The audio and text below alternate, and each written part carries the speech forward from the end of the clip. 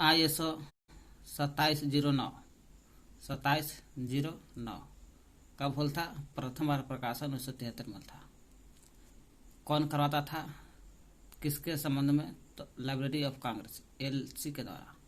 Library of Congress करवाता था या इसी के द्वारा होता था। यह हिंदी आवाराम भी रह सकता है। हिंदी आवाराम का संबंध LC से था, करवाता था ये अब के द्वारा होल था? तो हिंदी आवाराम के द्वारा होल था। मार्क भी जो तैयार होल था, मार्क लिखल है, ये भी होता था हिंदी आवाराम के द्वारा, जो LC के द्वारा। दोनों एक है, मार्क हो या ISO 2709। मार्क है मशीन रीडेबल कैटलॉग, 1960 में निर्माण होल था H आवाराम के द्वारा। आवाराम है LC के द्वारा, ऐसी कराता था। उसी चीज़ यहूँ है। ISO 2709 ये भी है, ये 73 में होल था और 60 में होल था, तो 1973 में होल था। प्रथम बार प्रकाशन LC के द्वारा लाइब्रेरी ऑफ कांग्रेस करवाता था, हिंदी आवाराम के द्वारा होता था। संस्था था LC, व्यक्ति था हिंदी आवाराम, मार्क भी यही था दोनों। फॉर्म निकल लिया, ग्रंथ सूची विवरण, ग्राफिक डिस्क्रिप्शन। ग्रंथ सूची विवरण ISO, ग्रंथ सूची विवरण के लिए ISO मानक था। कुछ ISO 2709 कैसा मानक था? तो ग्रंथ सूची विवरण के लिए मानक था। ग्रंथ सूची मतलब का बिब्लियोग्राफिक डिस्क्रिप्शन। ग्रंथ सूची में होता बिब्लियोग्राफी और विवरण में होता डिस्क्रिप्शन। बिब्लियोग्राफिक डिस्क्रिप्शन यानी ग्रंथ सूची विवरण के लिए ISO मानक था। यह ISO मानक किसका है? बिब्लियोग्राफी ग्रंथ सूची के लिए।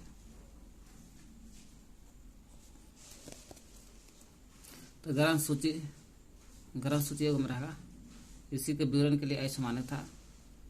ISO 2709 जो था ना, सूचना का आदान प्रदान होता था, करने का प्रथम अंतर्राष्ट्रीय प्रारूप था। सूचनाओं का आदान प्रदान करने वाला प्रथम अंतर्राष्ट्रीय प्रारूप था ISO 2709।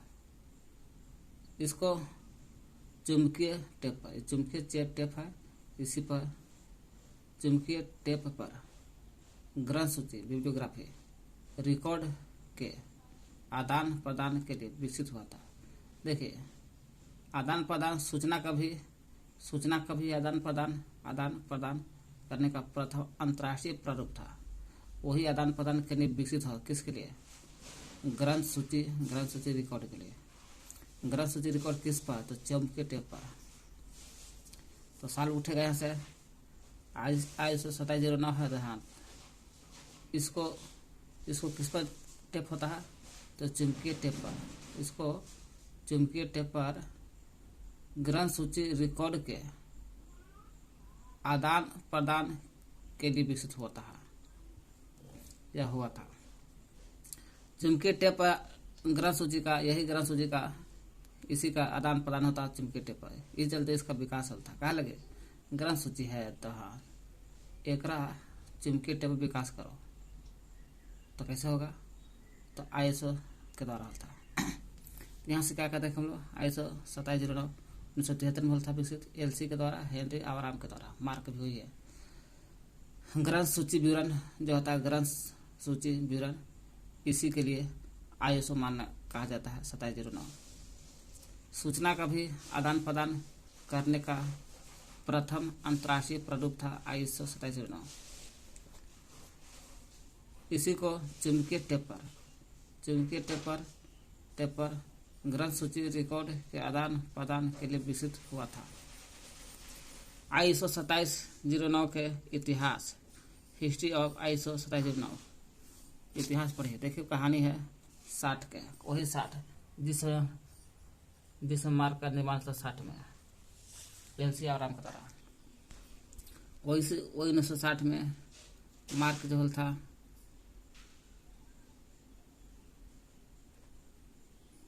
मार्क भी होता है 60 के दशक के अंत में, दशक अंत चल रहा है।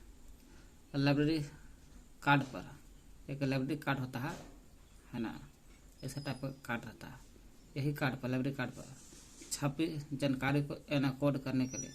ये लाइब्रेरी जो कार्ड है ना, इसका पर छपता था, जो भी छपता था ऐसा, यही एनकोड करने के लिए। वही लाइब्रेरी कार्ड पर छपी जानकारी जो था, लाइब्रेरी कार्ड पर जो भी जानकारी छपता था, इसी के एनकोड करने के लिए। किसके लिए?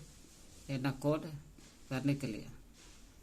एलसी ने क्या किया? लाइब्रेरी ऑफ कांग्रेस ने एलसी ने हेनरी आवाराम की अध्यक्षता में, हेनरी आवाराम के निर्देश में मार्क प्रारूप विकसित किया था। मार्क प्रारूप विकसित होता है 1960 में, बोलता है 1960 में। यही 1960 के दशक में चल रहा कहानी कि लाइब्रेरी कार्ड है, लाइब्रेरी कार्ड पर जो जानकारी छपता था, यही छपी जानकारी को एनकोड करने के लिए, इस पर जानकारी जो छपता था उसका एनकोड करने के लिए। एनकोड करने के लिए एलसी ने क्या किया? हेनरी आवाराम के अध्यक्षता में निर्देश पर डायरेक्टर यही थे, हेनरी आवाराम के डायरेक्टर पर निर्देशन पे मार्क प्रारूप का विकसित हुआ। पूछेगा मार्क प्रारूप का विकसित लाइब्रेरी कांग्रेस के ने करा, किसके निर्देश पर? हेनरी आवाराम के निर्देश पर। तब जाकर के मार्क प्रारूप विकसित हुआ। तब जाके यही मार्क प्रारूप 1973 में Z 39.2, 71 में Z 39.2 और 73 में 2 वर्ष बाद 73 में ISO 2709, वही प्रथम एडिशन था, है ना, यही इसका प्रथम एडिशन हाँ, इसका प्रथम एडिशन समझ लीजिए है, देखा यही होगा। प्रथम एडिशन था 1973 है, प्रथम एडिशन 1973 प्रथम एडिशन था, वही 1973 में प्रथम बार प्रकाशन था, तो प्रथम एडिशन हुआ। 1973 में ISO 2709 आया 1973 प्रथम एडिशन। तो 1973 में 27 ISO 2709 आया, और 2 वर्ष पहले ही आता है 71 में Z 39.2 आया था। ठीक है, Z 39.2 का प्रथम बार 71 में आया, लेकिन नवीनतम 94 में था। नवीनतम का बल था, नवीनतम एडिशन 1994 में था, R216 के नाम से आया था। 71 में जब आया था Z 39.2 के नाम से था, और जब नवीनतम आता है तो 1994 में आता है, लेकिन R216 के नाम से था। 73 में था ISO 2709 प्रथम एडिशन था, लेकिन नवीनतम एडिशन था 2008 में। इसका प्रथम एडिशन 2008 में था। प्रथम माल था 1973 में, नया का कहेगा तो 2008 में था। यही है ISO 2709 के बात है। का प्रथम एडिशन 1973 में आया, देखे है ना, ISO 2709 का प्रथम एडिशन 1973 में, प्रथम एडिशन प्रथम बार 1973 में। वही ISO 2709 का प्रथम एडिशन 1973 में आता है, ये वाला है। इसको नाम है ISO 2709 1973। क्यों? कैसे ISO 2709 1973 के मतलब प्रथम एडिशन। वही का इसका नवीनतम एडिशन कहेगा, तो नवीनतम आल था ISO 2709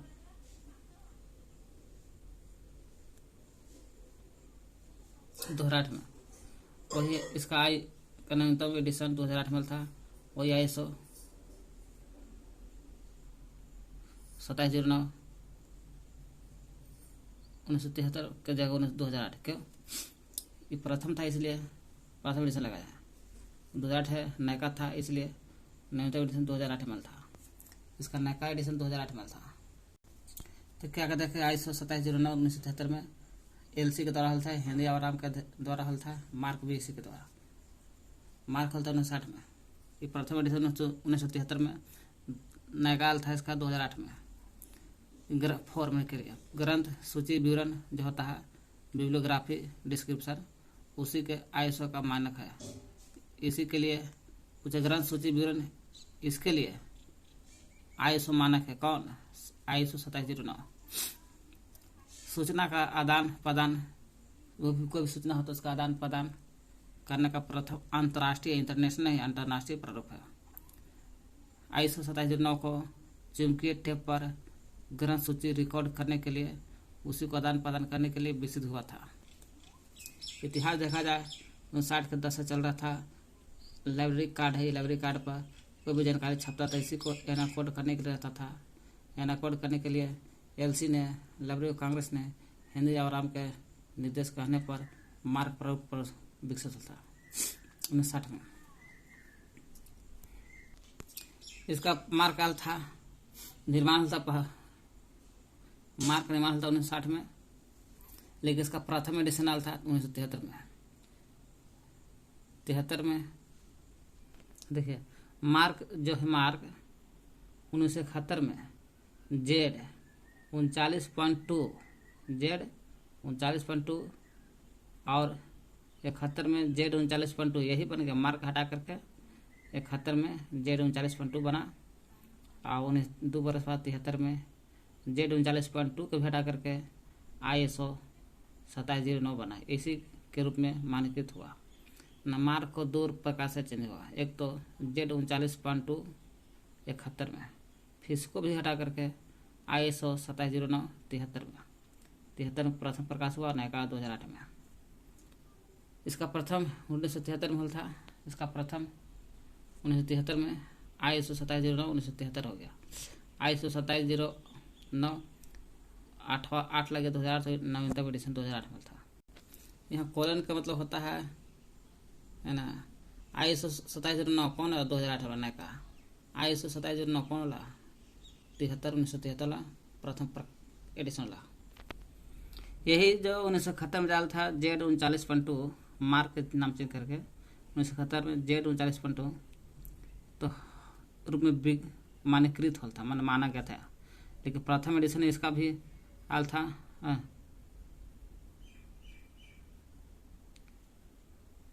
इसका भी प्रथम एडिशन वही था, ठीक ना। प्रथम एडिशन वही था जो 73 और ISO 2709 कहना, वैसे 71 वाला के Z 39.2, इसका भी प्रथम एडिशन हो गया 1973। लेकिन इसका नवीनतम एडिशन 1994 था। 71 Z 39.2 के नवीनतम नई का एडिशन 1994 में, और रिवाइज चलता 2016 में।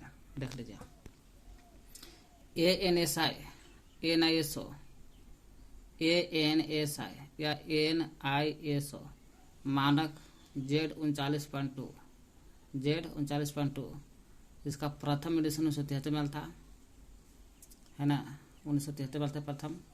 नवीनतम था 1994 में, 94 में आल था। तो रिवाइज आल था 2016 में आल था। नवीनतम इसका आल था 71 लाख मानकीकृत होता है 71 में।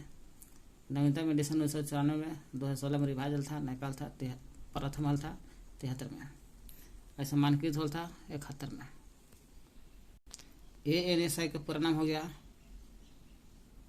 S से हो गया अमेरिकन, N से नेशनल, S से स्टैंडर्ड, I से मानक स्टैंडर्ड, I से institute, American National Standard institute, American National Standard institute.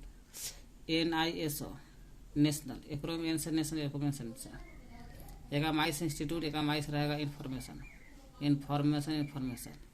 S से एक्रोम स्टैंडर्ड, एस से एक्रोम स्टैंडर्ड।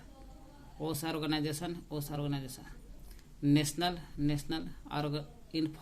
इन्फॉर्मेशन राष्ट्रीय सूचना मानक संगठन, इसको बोल सकते हैं राष्ट्रीय सूचना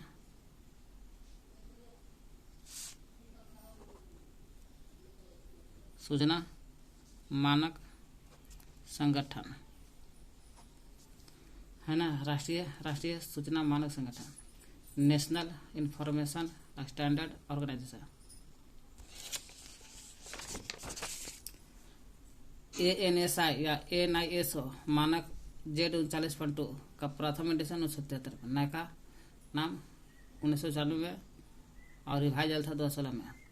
इसी का मानकीकृत होता 19 1971 में 1971 में मानक के रूप में था ना, मानक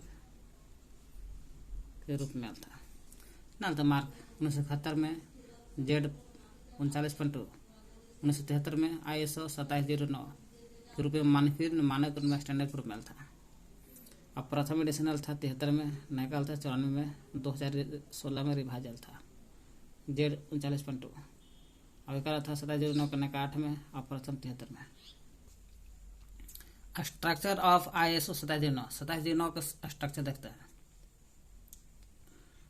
भाग 4 खंड में कहिए या 4 भाग में बटल है, क्रम से याद कर लेना है, क्रम से। CCF की तरह है, 24 अक्षर है। देखिए CCF है ना, कॉमन कम्युनिकेशन फॉर्मेट, यूनेस्को द्वारा हल था, पीटर सिमंस के द्वारा, अलेन हॉपकिंस के द्वारा विकास निर्माण हल था। वही CCF की संरचना अवयव कहिए 4 भाग में 4 खंड में बटल था। रिकॉर्ड लेवल 24 कैरेक्टर के साथ। स्ट्रक्चर ऑफ ISO 2709 में भी 4 भाग में 4 खंड में है, क्रम से इसको भी लेना है। इसमें भी रिकॉर्ड लेवल जो है 24 अक्षर में था। CCF में भी देख रहे हैं रिकॉर्ड लेवल 24 अक्षर में, कैरेक्टर 24 अक्षर का ही है, कैरेक्टर का ही हो गया। दूसरा था क्रम में डायरेक्टरी भी था, वेरिएबल लेंथ के डायरेक्टरी में आता है वेरिएबल लेंथ। इसमें भी दूसरा है डायरेक्टरी में है ये डायरेक्टरी फील्ड है जी। डायरेक्टरी फील्ड में इसमें डायरेक्टरी खाली रहेगा तो वेरिएबल लेंथ रहेगा। इसमें है डायरेक्टरी रहेगा तो 12 अक्षर, अधिक से अधिक 12 अक्षर आ सकता है, 12 कैरेक्टर आ सकता है। अक्षर में कैरेक्टर अधिकतम 12 अक्षर हो सकता है डायरेक्टरी में। इसमें डायरेक्टरी वाला में वेरिएबल लेंथ था। अगला है डाटा फील्ड्स, इसमें भी है वेरिएबल लेंथ। देखिए यहाँ डाटा फील्ड जो इसमें वेरिएबल है। CCF में देखिएगा दोनों आता है, डाटा डायरेक्टरी और डाटा फील्ड दोनों वेरिएबल था, है ना। CCF में देखिएगा है ना, वेरिएबल था, है ना। डायरेक्टरी और डाटा फील्ड दोनों में वेरिएबल था। इसमें है कि डायरेक्टरी रहेगा तो 12 अक्षर रहेगा अधिकतम, और डाटा फील्ड रहेगा तब एक खाली वेरिएबल रहेगा। रिकॉर्ड सेपरेटर रहेगा 1 अक्षर, रिकॉर्ड में रिकॉर्ड सेपरेटर रहेगा तो 1 अक्षर, और रिकॉर्ड लेवल रहेगा तो 24 अक्षर। लेवल रहेगा तो 24 अक्षर और सेपरेटर रहेगा तो 1 अक्षर। इसमें भी लेवल रहेगा 24 अक्षर और रिकॉर्ड सेपरेटर रहेगा तो 1 अक्षर। ये दोनों को मिला करके कैरेक्टर फिक्स फील्ड कहलाता है, या फिक्स्ड या फील्ड है ना। ये दोनों को मिला करके लेबल 24 अक्षर, सेपरेटर 1 अक्षर, दोनों मिला करके कैरेक्टर मतलब अक्षर फिक्स होता था। ये दोनों में अक्षर फिक्स है, अक्षर से फिक्स दोनों में 24 तो 24 का रहेगा, 1 तो 1 रहा। तो ISO 2709 के संरचना देखते हैं। 4 भाग में या 4 खंड में है, क्रम से याद कर लेना है। 24 अक्षर लेवल, रिकॉर्ड लेवल रहेगा तो 24 अक्षर जाएगा, 12 अक्षर का 24 का दिया 12 अक्षर अधिकतम रहेगा तो डायरेक्टर में जाएगा। यही CCF रहता तो दोनों में वेरिएबल होता था, चाहे डाटा फील्ड रहे या डायरेक्टर रहे। लेकिन हम लोग यहाँ देख रहे हैं 12 अक्षर अधिकतम डायरेक्टर रहेगा, वेरिएबल आ जाएगा डाटा फील्ड में क्रम से, और 1 अक्षर रहेगा रिकॉर्ड सेपरेटर। रिकॉर्ड लेवल 24 अक्षर, फिर डायरेक्टर, फिर डी से डायरेक्टरी और डी से डाटा फील्ड, फिर रिकॉर्ड लास्ट में, फर्स्ट में रिकॉर्ड लेवल, अंत में रिकॉर्ड सेपरेटर रहेगा। 24 12 एको नहीं 1 अक्षर। फील्ड देखते हैं, फील्ड्स ऑफ, इधर का फील्ड का भाग नहीं, फील्ड नहीं है, संरचना का भाग है। फील्ड्स ऑफ ISO 2709 के फील्ड देखते हैं। 3 भाग में बांटले भी, record identifier field, record level नहीं, लेवल आएगा तो 24 अक्षर। Identifier field, reserve field, data field नहीं, डाटा फील्ड रहता तो वेरिएबल होता। Reserve field, bibliographic data field, data field में कराता तो वेरिएबल, डाटा फील्ड के पहले बिब्लियोग्राफी जोड़ते हैं, बिब्लियोग्राफी डाटा फील्ड। तो फील्ड में देखें 3 भाग में, रिकॉर्ड, आइडेंटिफायर फील्ड, सब फील्ड है तो फील्ड रहेगा। Record, identifier, reserve field, bibliographic data field. Record, reserve, biblio data खाली इसका लेना, फील्ड तो सब लग रही है। नोट, सीसीएफ का समान संरचना जो देख रहे हैं सीसीएफ का समान था ना, देखें इसकी संरचना देखें सीसीएफ का, ओकरो में 24 अच्छा था रिकॉर्ड लेवल में, ओका में डायरेक्टरी और डाटा फील्ड दोनों में वेरिएबल था, लेकिन इसमें है डायरेक्टरी में 12 अक्षर अधिकतम, डाटा फील्ड में वेरिएबल है और रिकॉर्ड सेपरेट रहता है 1 अक्षर। वही है सीसीएफ का समान संरचना ग्रुप में है। कौन? तो ISO 2709 है ना, दोनों कितना ही समझिए कि ISO 2709 दोनों बराबर है। संरचना के मामले में कहेगा तब ISO 2709, ISO का पूरा नाम क्या है, बार बार पढ़ रहा है 2709। तो इंटरनेशनल ऑर्गेनाइजेशन, पेपर में इंटरनेशनल ऑर्गेनाइजेशन है, एक में हो गया इंफॉर्मेशन है जी, information international, ISO international organisation for standardisation, ये है स्टैंडर्डाइजेशन, इंटरनेशनल ऑर्गेनाइजेशन फॉर, तब आएगा बीच वाला स्टैंडर्डाइजेशन, ये नहीं कि ऐसे नहीं होगा, फर्स्ट लास्ट तब बीच में इंटरनेशनल ऑर्गेनाइजेशन फॉर, तब लगा करना है standardization, International organisation for Standardization, international मानकीकरण के अंतर्राष्ट्रीय संगठन, मानकीकरण के अंतर्राष्ट्रीय संगठन, इंटरनेशनल ऑर्गेनाइजेशन फॉर स्टैंडर्डाइजेशन मानकीकरण के अंतर्राष्ट्रीय संगठन। ANSI देख ही रहे हैं, American National Standard Institute, NISO National Information standard Organization, राष्ट्रीय सूचना मानक संगठन। NISO NISO मानक 14Z39.2 प्रथम एडिशन 73 में, नवीनतम चरण में रिवाइज 16 में, मानक के रूप में मान्यता मिल था 71 में, 2 वर्ष बाद 73 में प्रथम एडिशन आया था।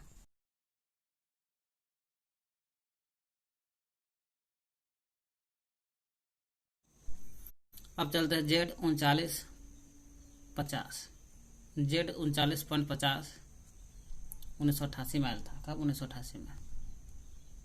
Z3950 या 3950 जगह 1988 में प्रथम प्रकाशन था, प्रथम एडिशन था। Z3950 पॉइंट में प्रोटोकॉल पर काम किया था 1970 के दशक में। 88 में तो प्रथम प्रकाशन था, एडिशन था। मैंने लगभग मान के चले कि 18 वर्ष पहले ही 1970 के दशक के बात हो रहा। प्रोटोकॉल पर काम किया था कौन? Z3950 प्रोटोकॉल पर काम किया था 1970 के दशक में।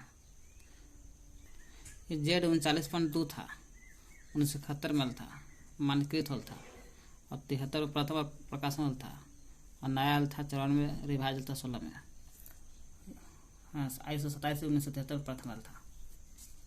ये Z39 था, वो 39.2 था, एक 39 Z39.50 है, 50 या 5 का ही है। 88 में प्रथम बार प्रोटोकॉल पर काम किया था 70 के दशक में। प्रथम एडिशन, पहला एडिशन आया था 1988 में। 88 के बाद प्रथम बार 88 में आया था। 88 4 92 में, 4 साल बाद 92 में, 92 और 3 95, 1995 में 1988 है। 4 1992, 3 1995 है ना, फिर 8 वर्ष बाद 2003 में था। 88, 88, 92, 92, 1995, 95, 2003। ISO 39.50 से 50 या 5 इसी पर आधारित भाषा है। क्या भाषा है?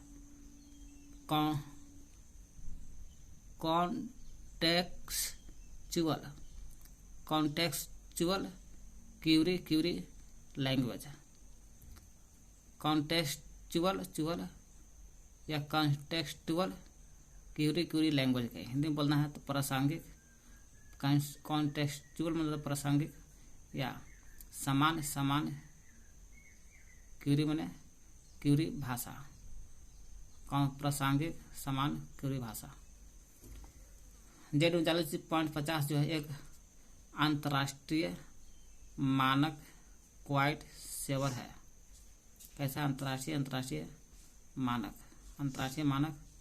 क्वाइट सवेर एप्लीकेशन पर संचार प्रोटोकॉल है। यही प्रोटोकॉल पर काम किया था 1970 के दशक में।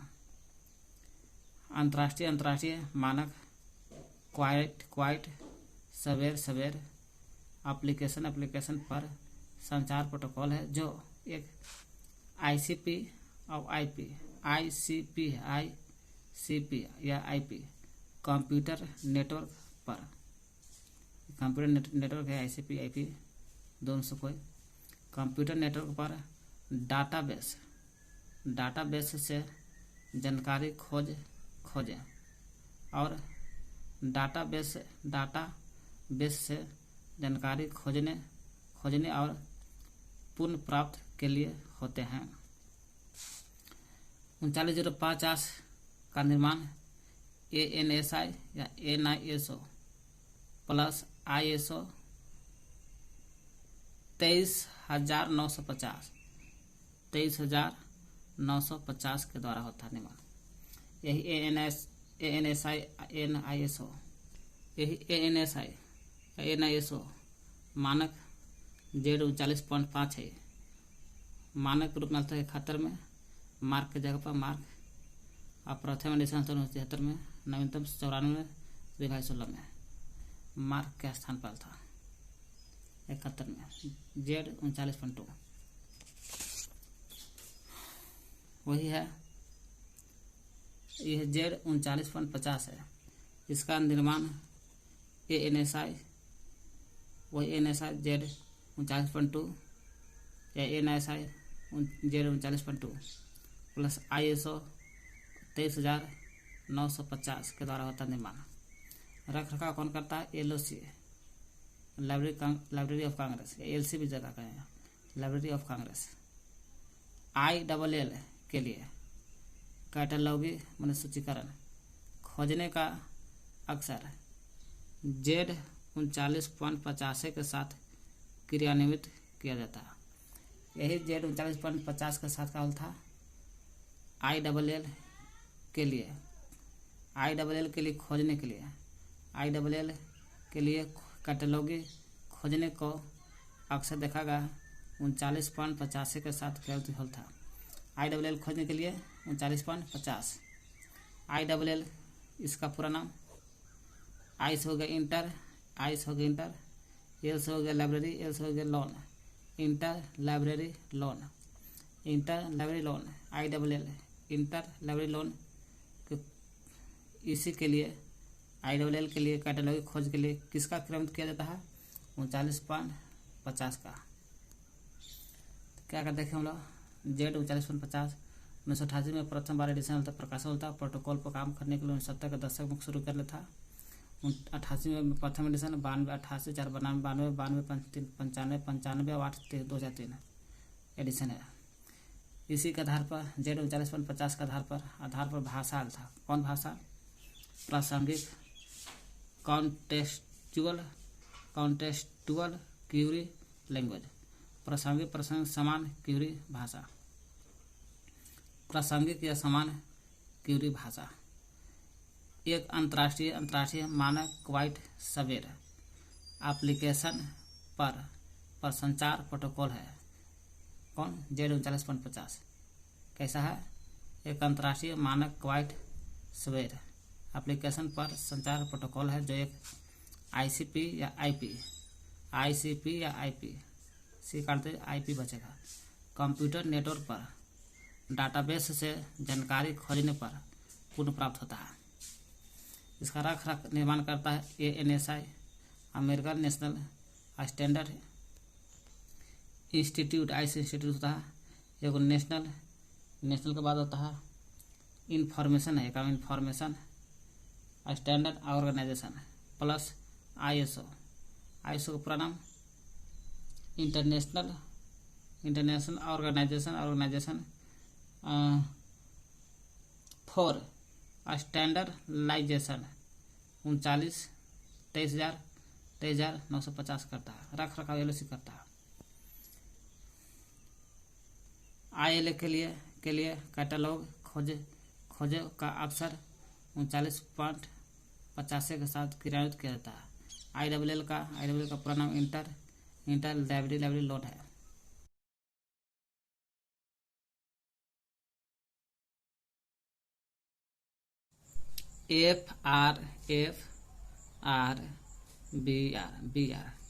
FRBR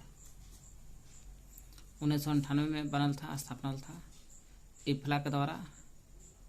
इफ्ला में व्यक्ति कुछ संस्था कहेगा इफ्ला किसके द्वारा? तो KG सौर द्वारा, KG से सौर, KG सौर। FRBR सौर, BR सौर, FRBR सौर, KG सौर इफ्ला के द्वारा होता है। इफ्ला देगा ना तो व्यक्ति के नाम KG सौर। पूरा नाम हो गया फंक्शनल आर से रिसोर्स फॉर रिक्वायरमेंट जी, आर से रिक्वायरमेंट फॉर बी से बिब्लियोग्राफी, आर से record functional requirement for bibliography record अंत वाला रिकॉर्ड है। Functional requirement for bibliography record. ग्रंथ सूची रिकॉर्ड के लिए, रिकॉर्ड है ना, क्या रिकॉर्ड है? Bibliographic record.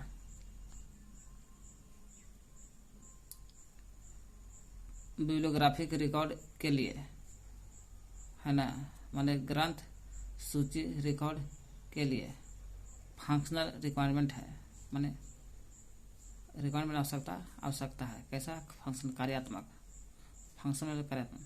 ग्रंथ सूची रिकॉर्ड के लिए कार्यात्मक आवश्यकताओं से संबंधित है। ग्रंथ सूची रिकॉर्ड के लिए कार्यात्मक आवश्यकता, ग्रंथ सूची रिकॉर्ड के लिए ग्रंथ सूची रिकॉर्ड के लिए कार्यात्मक आवश्यकता से संबंधित है। FRBR किससे संबंधित है? ग्रंथ सूची रिकॉर्ड। तो ग्रंथ सूची रिकॉर्ड के लिए होते किससे संबंधित है? कार्यात्मक आवश्यकता से। किसका कार्यात्मक होता है? तो ग्रंथ सूची के रिकॉर्ड के लिए कार्यात्मक आवश्यकता से संबंधित है FRBR। कैसा मॉडल है FRBR? ER है। BR है तो ER लगा देना है ना। ER मॉडल है। ER का पूरा नाम NTT रिलेशनशिप। आर से रिक्वायरमेंट है, आर से रिकॉर्ड है, लेकिन यहाँ ER का मतलब रिलेशनशिप है। NTT मतलब रिलेशनशिप। घटना इकाई घटना से संबंधित मॉडल है। 1998 में स्थापना हुआ था इफ्ला के द्वारा। वही 1998 में इफ्ला ने क्या किया? इफ्ला द्वारा पेरिस सिद्धांत को संबोधित करते हुए उपयोगकर्ता केंद्रित मॉडल पर तैयार किया गया। पूछो किस मॉडल पता है FRBR? तो उपयोगकर्ता केंद्रित मॉडल है, इसी के मॉडल पर। ऐसे ER का मॉडल पर है, लेकिन जब उपयोगकर्ता केंद्रित मॉडल तैयार किया गया था तो किसको संबोधित करते हुए? तो पेरिस प्रिंसिपल को संबोधित करते हुए। कब? ये 1998 में। क्या द्वारा? इफ्ला का द्वारा। FRBR का हल था 1998 में। क्या हल था? इफ्ला ने क्या किया? इफ्ला ने पेरिस प्रिंसिपल सिद्धांत को संबोधित कर रहे थे इफ्ला ने। उसी समय करते हुए उपयोगकर्ता केंद्रित मॉडल तैयार किया गया। उपयोगकर्ता केंद्रित मॉडल या ER मॉडल। उपयोगकर्ता केंद्रित मॉडल कहा था इफ्रा ने किया 1998 में पेरिस प्रिंसिपल सिद्धांत पर था। ऐसे मॉडल था ER मॉडल, एंटिटी रिलेशनशिप इकाई घटना। क्या कहता है FRBR 1998 में इफ्रा द्वारा, KG शॉर द्वारा। Functional requirement for bibliography record है। ग्रंथ सूची रिकॉर्ड के लिए कार्यात्मक आवश्यकताओं से संबंधित है। ER मॉडल है। ER के एंटिटी रिलेशनशिप इकाई घटना है। 1998 में इफ्ला ने क्या किया? 1998 इफ्ला ने पेरिस प्रिंसिपल सिद्धांत देता है। इसी के अनुसार उपयोगकर्ता केंद्रित केंद्रित मॉडल तैयार किया। कौन? इफ्ला। किसका मॉडल? FRBR का। कौन? इफ्ला। कहाँ? तो कौन सिद्धांत पर? पेरिस प्रिंसिपल सिद्धांत के आधार संबोधित करते हुए।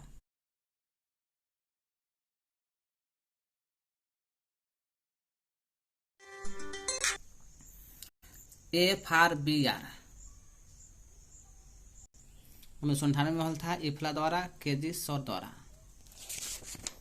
वही FRBR ने शॉर को इफ्ला द्वारा फाड़ दिया। 4 तत्व क्रम से याद कर लेना है। FRBR के जो 4 तत्व है, एलिमेंट है 4, उसको क्रम से याद करना है। कैसे? क्रम से। जरा सुनिए कैसे होता है क्रम से। ढूंढ है, फाइंड करना है। पहचान, आइडेंटिफाई माने पहचान। चुन लेना है, सेलेक्ट करना है। प्राप्त करना है, ऑब्टेन करना है। पहले ढूंढो, क्रम से याद करना है। पहले ढूंढो, फाइंड करो।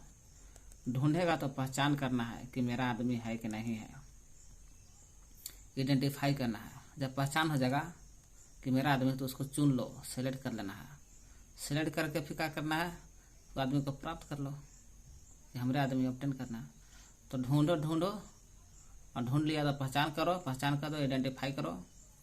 फिर चुन लो, पहचान बढ़िया आदमी है तो चुन लो कि मेरा आदमी चुना गया। फिर प्राप्त कर लो आदमी को, ऑब्टेन करना है।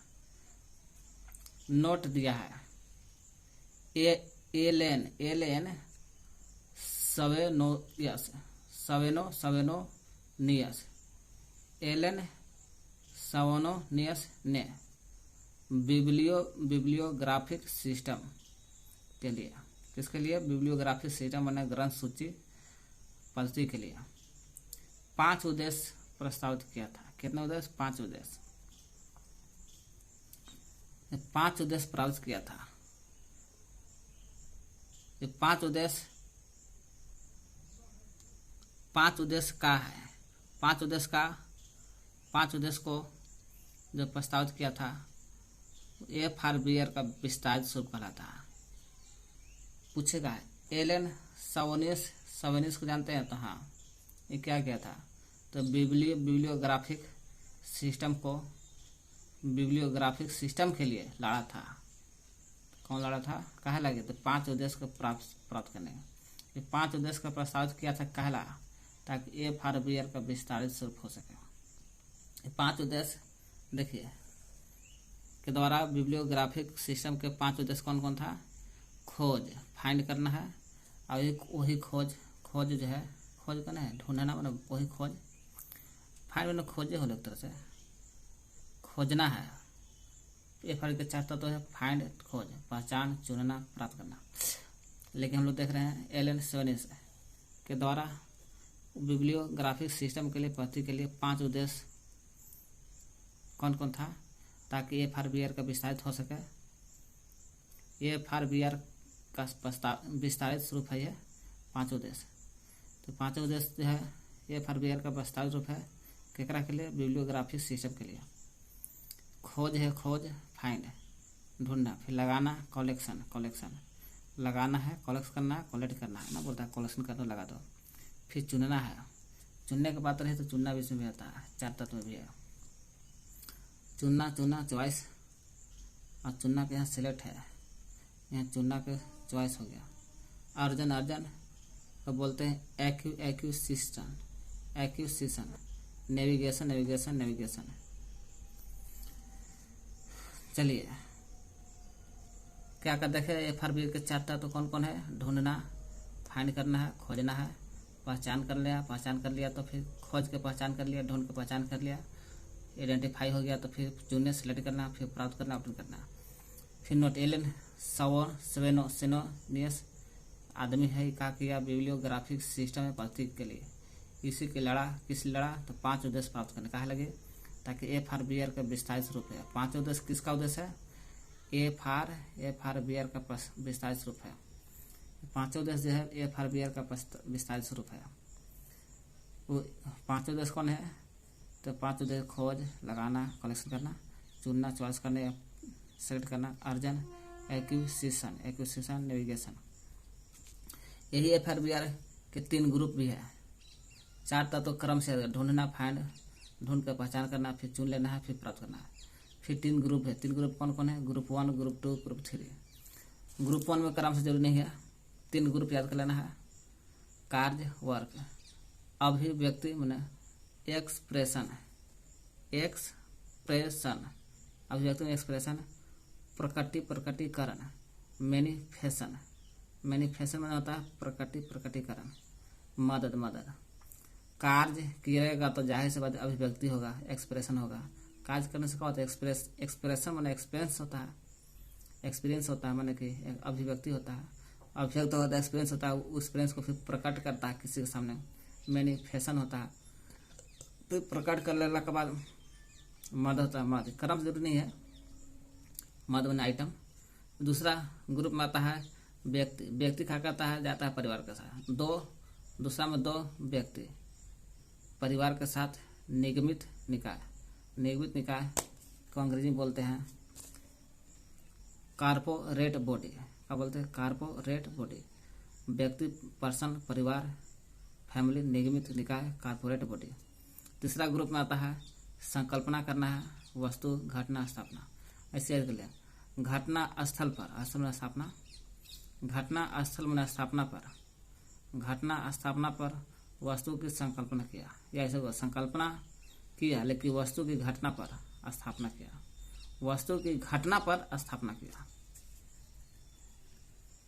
ये पूछता है। 3 ग्रुप है FRBR के। कितने ग्रुप? 3 ग्रुप हो गया। ग्रुप 1 में कार्य, अभिव्यक्ति एक्सप्रेशन होता है, फिर प्रकट करता है, मद करता है, आइटम।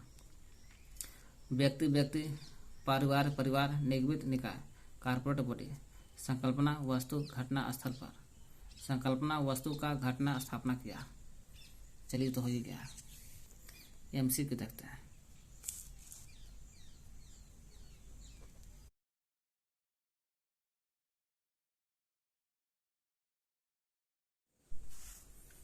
क्वेश्चन है ISO 2709 को मूल रूप से चुंबकीय टेप पर, किस पर? तो चुंबकीय टेप पर होता ना, इस पर लपेटने के लिए। चुंबकीय टेप पर ग्रंथ सूची, बिब्लियोग्राफी, रिकॉर्ड के आदान प्रदान के लिए किया गया था। देखिए लिखा यहाँ पर ISO 2709 है, 1973 में हुआ था। प्रथम बार प्रकाशन LC द्वारा, हेनरी आवाराम के द्वारा। इसी को 2709 को चुंबकीय टेप पर ग्रंथ सूची रिकॉर्ड के, किसके रिकॉर्ड के? तो चुंबकीय टेप पर जाइएगा, चुंबकीय टेप पर जिसे ग्रंथ सूची बिब्लियोग्राफी रिकॉर्ड के आदान प्रदान के लिए विकसित किया गया था। तो कहा लगे चुंबकीय टेप पर ग्रंथ सूची रिकॉर्ड है, यही ग्रंथ सूची रिकॉर्ड के आदान प्रदान होगा चुंबकीय टेप पर। किसके लिए? तो 2709 के लिए। वही है 2709, ISO 2709 का मूल रूप से देखा जाए चुंबकीय टेप पर ग्रंथ सूची रिकॉर्ड के आदान प्रदान के लिए विकसित किया गया था। LOC किया गया था, केकरा द्वारा किया गया था? LOC के द्वारा, library of Congress. LOC mark format द्वारा तैयार होता है। किसके द्वारा तैयार होता है? ये चुंबकीय टेप पर ग्रंथ सूची रिकॉर्ड का आदान प्रदान विकसित किया गया था। किसके द्वारा? लाइब्रेरी 1960 के दशक के अंत के बात है। उसमें लाइब्रेरी कार्ड पर छपी जानकारी को एनकोड करने के लिए LC library of Congress Henry आवाराम के निर्देश में होल था। मार्क प्रारूप विकसित होल था। वही कह रहा 2709 के मूल रूप से चुंबकीय टेप पर ग्रह सूची रिकॉर्ड का आदान प्रदान करने के लिए विकसित किया गया था। कहला केकड़ा द्वारा एलओसी मार्क फॉर्मेट द्वारा तैयार किया गया था, है ना। हेनरी और राम के निर्देश पर हल था। इसकी संरचना 2709 के संरचना में है। कौन को संरचना में कौन बना, स्ट्रक्चर में कौन बनाता है? रिकॉर्ड लेवल आता है, डायरेक्टरी आता है, डाटा फील्ड आता है, रिकॉर्ड सेपरेटर आता है। ISO 2709 के संरचना स्ट्रक्चर में देखा जाए तो रिकॉर्ड लेवल आता है, रिकॉर्ड लेवल 24 अक्षर का आता है, और लास्ट में आता है रिकॉर्ड सेपरेटर, इसमें 1 अक्षर आता है। और बाकी बचा डायरेक्टरी 12 अक्षर के साथ अधिकतम होता है, और डाटा फील्ड आता है वेरिएबल के साथ। यही दोनों डायरेक्टरी और डाटा फील्ड CCF में देखिए तो वेरिएबल दोनों में था। तो ISO 2709 की संरचना देखें। रिकॉर्ड लेवल में 24 अक्षर था, है ना, 24 अक्षर। और डायरेक्ट और रिकॉर्ड सेपरेटर जल्द क्रम से याद कर लेना है। सबसे लास्ट में था रिकॉर्ड सेपरेटर, 1 अक्षर था इसमें। डाटा फील्ड वेरिएबल के साथ, है ना। और डायरेक्टरी जो था 12 अक्षर के साथ था। रिकॉर्ड लेवल, डायरेक्टरी, डाटाबेस, फिर रिकॉर्ड सेपरेटर। ISO 2709 चुंबकीय टेप पर ग्रह सूची आदान प्रदान करने हेतु अंतर्राष्ट्रीय मानक है। कैसा अंतर्राष्ट्रीय मानक है? ISO 2709 जो है चुंबकीय टेप पर रिकॉर्ड ग्रह सूची रिकॉर्ड के आदान प्रदान करने के लिए विकसित हुआ था, जो सूचना का आदान प्रदान करता है। किसका? सूचना का आदान प्रदान करने का प्रथम अंतर्राष्ट्रीय प्रारूप है। वही करा चुंबकीय टेप पर ग्रंथ सूची आदान प्रदान करने है तो अंतर्राष्ट्रीय मानक है। FRBR एंटिटी रिलेशनशिप मॉडल है। FRB 1998 में हुआ था, इफ्ला के द्वारा, KG सौर के द्वारा।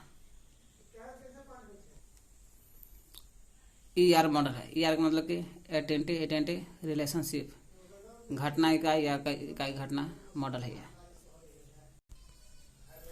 तो ही है FRBR एटेंटी रिलेशनशिप मॉडल है। ER है मॉडल है फंक्शनल रिक्वायरमेंट फॉर बिब्लियोग्राफिक है, और रिकॉर्ड करना इसका पूरा नाम है। देखिए functional requirement for bibliography record वही होगा functional requirement for bibliographic record है। इफ्ला द्वारा तैयार एक बिब्लियोग्राफिक डाटा मॉडल है। कैसा है? इफ्ला द्वारा तैयार किया गया एक डाटा मॉडल है। कैसा है? डाटा मॉडल है। डाटा बिब्लियोग्राफी डाटा मॉडल है। बिब्लियोग्राफी नाम है ये इसमें है। तो बिब्लियोग्राफी डाटा मॉडल है जो इफ्ला ने तैयार किया था। देखिए इफ्ला द्वारा तैयार होता है 1998 में होता है तैयार। इफ्ला द्वारा KG सौर द्वारा भी बोल सकते हैं, आदमी का नाम बोलना होता है। बिब्लियोग्राफी रिकॉर्ड डाटा है।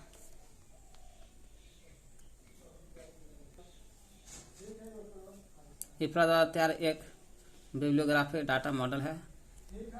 FRBR के 4 तत्व है। 4 तत्व कौन कौन है? 4 तत्व FRBR के एलिमेंट पर 4 तत्व है। कार्य, अभिव्यक्ति, प्रकटीकरण, मंद। FRBR के 4 तत्व क्रम से याद करना। तो 4 तत्व हो गया ढूंढ है, 4 तत्व ढूंढ है, फाइंड। 4 तत्व ही नहीं दे। पहचान करना, ढूंढ करके पहचान करना, आइडेंटिफाई करना, फिर चुनना है। पहचान हो जाएगा तो चुन लेना है, सिलेक्ट करना, फिर प्राप्त कर लेना है। 4 तत्व कार्य नहीं हुआ। कार्य जानते हैं? ग्रुप जो है समूह, ग्रुप 3 ग्रुप में बटल है। ग्रुप 1 में आता कार्य, अभिव्यक्ति, प्रकटीकरण, मद। 1 2 3 4 ग्रुप 1 में है। ये ग्रुप 1 का भाग है जी, ठीक ना। समूह 1 का भाग है ये। 4 तत्व याद कर लेना, बस इतना ही है। कौन कौन 4 तत्व है? चार तत्व ढूंढो, फाइंड कर लेना, फिर पहचान लेना, पहचान करके चुन लेना है, चुन के प्राप्त कर लेना है। FRBR के मॉडल में बिब्लियोग्राफिक यूनेस्को के तत्व को 4 समूह में बांटा गया। यूनेस्को के जो है 4 तत्व है।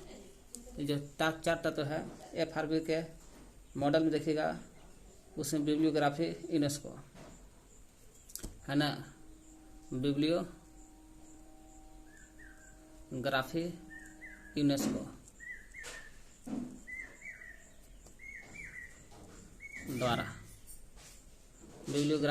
यूनेस्को द्वारा FRBR के 4 तत्व है।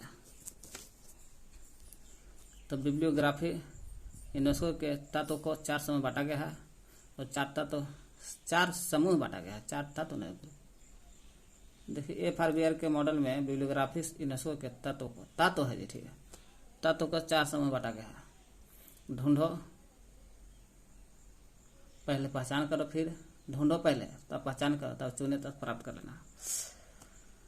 मॉडल में प्रथम समूह के तत्व कौन कौन है? प्रथम समूह के तत्व कहेगा,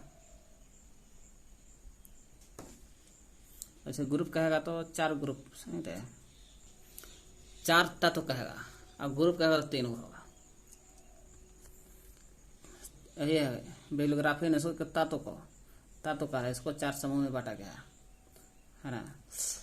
मॉडल में प्रथम समूह जो है, ग्रुप है, समूह पूछेगा, 3 समूह बटल है, कार्य, व्यक्ति, प्रकटीकरण, मद है। 3 समूह है, ग्रुप 1, 2, 3। 1 में है कार्य, व्यक्ति, प्रकटीकरण, मद। कार्य, अभिव्यक्ति, प्रकटीकरण, मद। दूसरा समूह में दूसरा हो गया व्यक्ति, कारपोरेटर, बॉडी, निकाय आता है। दूसरा समूह में देखिए व्यक्ति, परिवार दोनों आता है, 2 व्यक्ति, दूसरा में 2 व्यक्ति परिवार, निगम, निकाय, यानी कारपोरेटर, बॉडी। दूसरा में आता है व्यक्ति, परिवार, कारपोरेटर, निकाय माने बॉडी। दूसरा में आता है संकल्पना करना है, तो वस्तु को घटना, स्थान देखना है। संकल्पना करना है कि वस्तु का घटना देखना, स्थान देखना है। संकल्पना करना, वस्तु देखना, घटना देखना, स्थापना देखना। जेनरिक टास्क जिनका प्रयोग एक FRBR मॉडल में उपयोगकर्ता डेटाबेस का विवरण प्रदान करने हेतु है। पूछेगा जेनरिक टास्क जानते हैं? तो हाँ, क्या है? तो जेनरिक टास्क जिनका प्रयोग हम लोग FRBR मॉडल में करते हैं। FRBR के मॉडल जो होता है उसी में उपयोगकर्ता, जो उपयोग करता है FRBR में किसका? तो जेनरिक टास्क को। कहाँ करता है उपयोग? FRBR में। कौन करता है? तो उपयोग करने वाला का उपयोगकर्ता डेटाबेस बोलते हैं। इसका विवरण प्रदान करने हेतु है। किस में होता है प्रदान? खोजने में, पहचानने में, क्रम से रखना। 4 तत्व ही ना है, खोजने, ढूंढना, फिर पहचान करना, चुन करना, प्राप्त कर लेना है। यही 4 तत्व है को ढूंढना है, जो जेनरिक टास्क के रूप में प्रयोग होता है। सब 4 तत्व है ना, ढूंढ लेना, पहचान कर लेना, चुन लेना, प्राप्त कर लेना है।